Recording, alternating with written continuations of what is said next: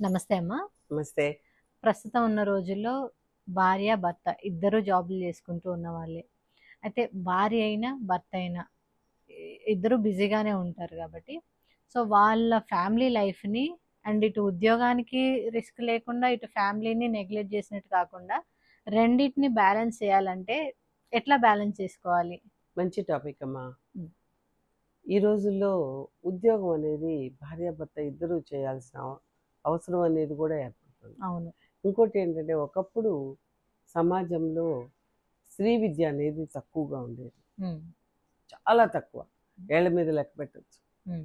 కానీ ఇప్పుడు ప్రతి ఒక్కళ్ళు చక్కగా చదువుకుంటున్నారు. హ్మ్. చదువుకొని వాళ్ళ విజ్ఞానాన్ని వృధా చేసుకోకూడదని వాళ్ళు ఉద్యోగాల వైపు వెళ్తున్నారు. హ్మ్. అట్లానే కంపెనీలు పెరిగినాయి, హ్మ్. ఉద్యోగాలు పెరిగినాయి, హ్మ్. వాళ్ళ అవసరము పెరిగింది. చేస్తున్నారు, చక్కగా సంపాదించుకుంటున్నారు. హ్మ్. ఆ పెట్టినోళ్ళు కంపెనీ పెట్టినోళ్ళు లాభం పోసుకుంటున్నారు, వీళ్ళు డబ్బులు సంపాదించుకుంటున్నారు. కాకపోతే కుటుంబంలోకి వచ్చేటప్పటికి హ్మ్. భార్యాభర్త ఇద్దరు కలిసి వెళ్తున్నప్పుడు హ్మ్. వాళ్ళకి చాలా సమస్యలు ఎదురవుతాయి. హ్మ్. భార్య ముందు పోవటము, భర్త ముందు వెళ్ళటము, హ్మ్. లేకపోతే ఆ, ఆ, భార్య ఆఫీసు నుంచి వచ్చే వేళల్లో మార్పులు ఉంటాయి, హ్మ్. భర్త వేళల్లో మార్పులు ఉంటాయి. హ్మ్. ఈ వాళ్ళ కుటుంబ వ్యవస్థ మీద చాలా చాలా ప్రభావం చూపిస్తున్నాయి. హ్మ్. వాళ్ళలో చిరాకు, హ్మ్. అసహనం, హ్మ్. వర్క్ చేసి చేసి అలసిపోయి అలసిపోయి. వచ్చి హ్మ్. ఆ ప్రభావం పిల్లల మీద చూపించటం, హ్మ్. ఆ ప్రభావం పెద్దవాళ్ళ మీద చూపించటం, హ్మ్. తర్వాత వాళ్ళ మీద వాళ్ళే ఆ చూపి ప్రభావాల్ని ఆపాదించుకోవటం, హ్మ్. ఇలాంటి లక్షణాలు పెరిగిపోతున్నాయి. ప్రతి ఒక్కళ్ళు ఏమనుకుంటారు, నేనే కష్టపడుతున్నాను హ్మ్. అని అనుకుంటారు. హ్మ్. ఎదుట మనిషి కష్టం గురించి ఆలోచించరు. హ్మ్. నేను వాళ్ళు తను ఇద్దరు కూడా అంటే భార్యాభర్తల విషయం కాబట్టి హ్మ్. భార్య కానీ భర్త కానీ హ్మ్. ఒకళ్ళ మీద ఒకళ్ళకి పాపం తను కష్టపడుతుంది, నేను కష్టపడుతున్నాను హ్మ్. కాబట్టి కొన్ని పనులు మనం షేర్ చేసుకుంటే బాగుంటుంది హ్మ్. అని ఆలోచించాలి. నేను మగాడిని, హ్మ్. నేను చేయను, హ్మ్. మరి ఆడది కూర్చుంటే ఇల్లు జరుగుతుందా? జరగదు. ఈరోజు పెరిగిపోతున్న హ్మ్. ధరలు, హ్మ్. పెరుగుతున్న అవసరాలు, హ్మ్. వీటన్నిటి మూలాన స్త్రీ కూడా ఉద్యోగం చేయాల్సిన పరిస్థితులు. హ్మ్. అంతేకాదు అవసరాల్లో రకరకాల అవసరాలు, హ్మ్. కుటుంబ పరంగా, పిల్లల పరంగా. ఇవాళ కాలేజీ ఒక స్కూల్ నుంచే చూడండి అమ్మా, హ్మ్. ఒక ఎల్కేజీ చదివే పిల్లవాడికి కూడా నర్సరీ చదివేది వేసుకోండి, నర్సరీ చదివే పిల్లవాడు కూడా ఎన్ని లక్షలు కట్టాలి, ఎన్ని అవును. వేలు కట్టాలి. హ్మ్. అది ఒక్కరో మంచి స్కూల్ అయితే. ప్రతి ఒక్కళ్ళు ఏంటంటే పిల్లల్ని కన్న తర్వాత వాళ్ళ భవిష్యత్తు కోసం వాళ్ళకి బంగారు బాటలు పడవాలని కోరుకుంటారు. అందున ఒక్కళ్ళిద్దరినే కంటున్నారు, మ్యాక్సిమం 2. అవును. అందువల్ల ఏంటంటే వాళ్ళ కాన్సన్ట్రేషన్ మొత్తం కూడా హ్మ్. పిల్లల మీద చూపిస్తారు. హ్మ్. వాళ్ళ ప్రతి కదలికని గమనిస్తారు. ఇదివరకు ఏంటంటే ఇద్దరు ముగ్గురు పిల్లలు ఉన్న చోట అమ్మ అన్న ఇట్లా చేస్తున్నాడు, చెల్లి ఇలా చేస్తుంది, హ్మ్. లేకపోతే తమ్ముడు ఇలా ఉంటున్నాడు, వాళ్ళలో వాళ్ళే చూసుకొని అబ్జర్వేషన్ చేసుకొని హ్మ్. తల్లిదండ్రుల దాకా తెచ్చేవాళ్ళు. హ్మ్. అవును. వాళ్ళు బయటికి వెళ్ళినప్పుడు అమ్మ తమ్ముడు ఇట్లా చేశాడంట, హ్మ్. అప్పుడు వాళ్ళకి అబ్జర్వ్ చేయడానికి కొంత అవకాశం ఉండేది, హ్మ్.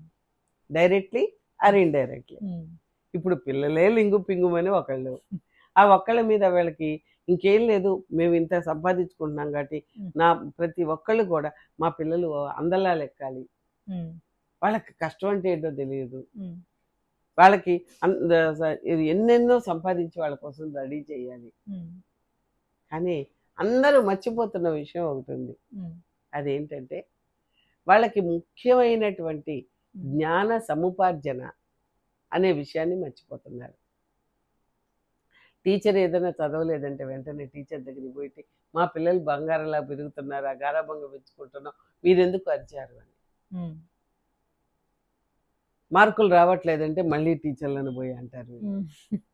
అంటే వీళ్ళే చాలా వరకు అలా తయారు చేస్తున్నారు. ఆ! అంటే ఇంతకుముందు నా చిన్నతనాన ఏముండేది అనంటే, మాస్టర్ దగ్గరికెళ్ళి కంప్లెయింట్ ఇవ్వడం. ఇలా చేస్తున్నారు, అలా చేస్తున్నారు. అది ఇక్కడ అయితే ఇప్పుడు కొట్టండి ఇంకా అని ఎక్కువ, చెప్పేవాళ్ళు. ఇప్పుడు ఇంకా ఎక్కువ ఆ! ఇప్పుడేం జరుగుతుంది అంటే, చిన్న మాటన్నా మీరెందుకు తిట్టారు అని అని. ఎళ్లి ఇంక అడగడం. వాళ్ళకి ఎక్కడి నుంచి భయం వస్తుంది? హ్మ్. ఈ ఇలాంటి వాటిని తల్లి తండ్రి ఇద్దరు కూడా హ్మ్. గమనించుకొని చూసుకోవాల్సిన అవసరం ఉంటుంది. కుటుంబం అంటే కేవలం భార్యాభర్త కాదు. హ్మ్. కుటుంబం అంటే భార్య, భర్త, పిల్లలు, పెద్దలు ఉంటే వాళ్ళు హ్మ్. అందరూ కలిపే కుటుంబం అవుతారు. అవును. ఆ కుటుంబంలో ఇప్పుడు చూడండి అమ్మా, మేమెందుకు చేయాలని పెద్దవాళ్ళని నెత్తి మీద వేస్తున్నారు. కానీ అలసిపోయిన వయసులో వాళ్ళు ఆ పిల్లల కోసం చాలా కష్టపడుతున్నారు. ఒక్క చిన్న తేడా వచ్చిన వాళ్ళని తీసుకెళ్ళి దూరం పడేస్తున్నారు. వాళ్ళు ఏమి చేయలేని పరిస్థితి వచ్చేటప్పటికీ వాళ్ళకి వృద్ధాశ్రమాలు గతి అవుతున్నాయి.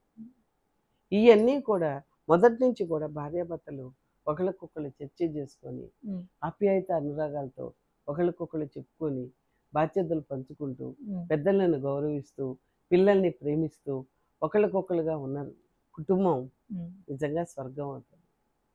అట్లానే కష్టం అనేది ఒకరు లేటుగా వచ్చింది, ఎందుకు వస్తుంది అని భర్త అవగాహనతో ఉన్నప్పుడు, భర్త లేటుగా వచ్చాడు, ఎందుకో లేట్ అయింది, మన కోసమే కదా కష్టపడుతున్నాడు, సరే ఇద్దరం వేడిళ్ళకి చన్నీళ్ళుగా ఒకరికొకళ్ళు ఉన్నాం, వాళ్ళ ఉద్యోగం వేరు నా ఉద్యోగం వేరు, అలాంటప్పుడు ఈ ఉద్యోగాల బాధ్యత నిర్వహణలో కొంచెం టైమింగ్స్ అవన్నీ మారచ్చు, కొన్ని అత్యవసరంగా కొన్ని జరగచ్చు. అంటే కొన్ని అంటే ఇప్పుడు వాళ్ళకి సడన్గా క్యాంప్ వెళ్ళొచ్చు. అలాంటప్పుడు ఒకరికొకళ్ళుగా అర్థం చేసుకొని బతికారంటే గొడవలు రావుగా.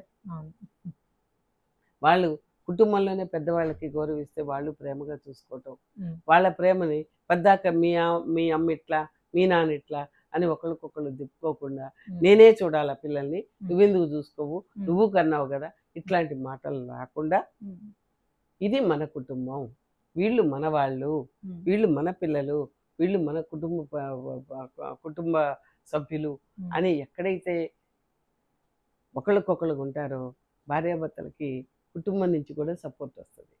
వాళ్ళు ప్రశాంతంగా ఏ టెన్షన్ లేకుండా వాళ్ళు జీవనాన్ని ముందు వీళ్ళిద్దరు సపోర్ట్ చేసుకుంటే ఫస్ట్ వీళ్ళిద్దరిలో రావాలి. సపోర్ట్ చేస్తారు. అవును, ఫస్ట్ వీళ్ళలో మానసికమైనటువంటి ఆ అండర్స్టాండింగ్ రావాలి.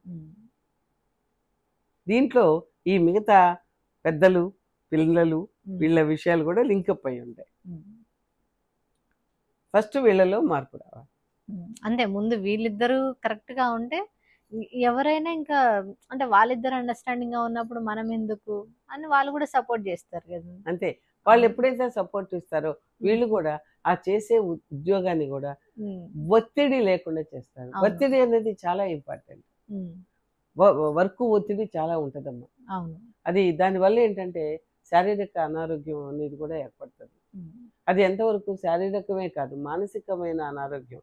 అంటే ఒత్తిడి అనేది రకరకాల ఆలోచనలు క్రియేట్ చేసి డిప్రెషన్కు లోనయ్యేట్లు చేస్తుంది. అది ఆరోగ్యం మీద కూడా చూపిస్తుంది.